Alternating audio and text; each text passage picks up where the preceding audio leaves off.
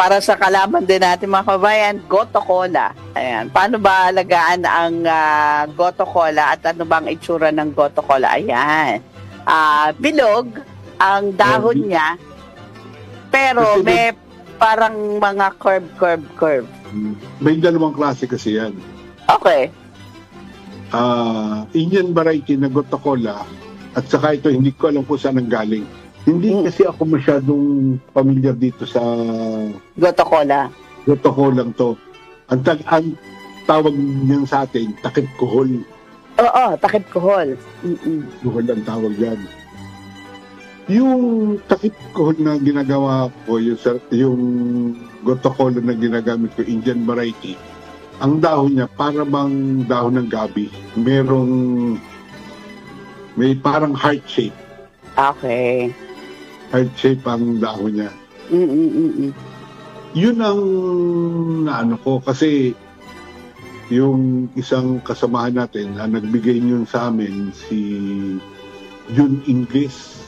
Oo, si June Ingles. Oo.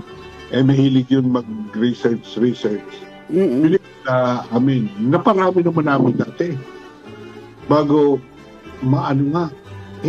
Kaya nawala sa akin yung ano niya. Kasi yung ganitong itsura ng Goto Cola. Okay. Basta ito, tandaan po niyo, mga takip kuhol, kahit na po yan, water plant po yan. Water plant. Oo, kung tutusin, mas maraming tubig, mas gusto niya. Okay. Kung tutusin niya po, kahit ilubog niyo sa tubig yan eh. Pwede. Oo, Okay. yun ang ano. Goto Pero Cola. yung takip kuhol na Indian variety, ano ko na yun? Proven ko na yun. Memory enhancer. Bago inano ko yun, merong isang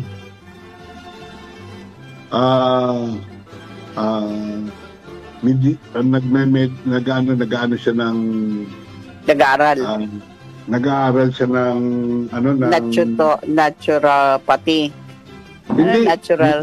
Ano? medicine talaga yung Okay, medicine talaga.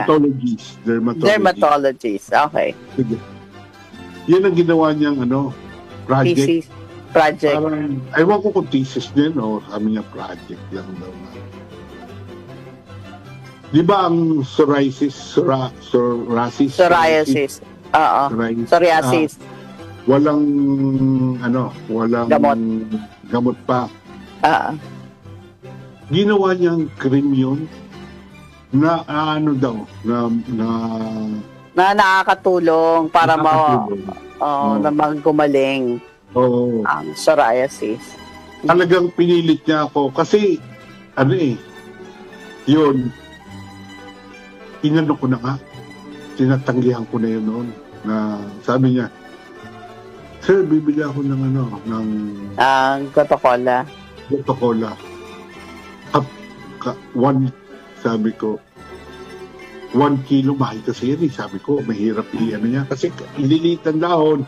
Pag-drenay mo, ang dami. Sabi ko, ano yan? Napakamahal talaga, sabi ko. Pero, ayaw ko talaga lang anuhin. Ayaw lang magbenta. Oo. Sabi niya, siguro, sabi ko, presyo ng mga 6,000 ang kilo. Kasi ganyan lang. Sabi niya, sige sir. Ipagan mo. Pumayag. Napasubo ako nito.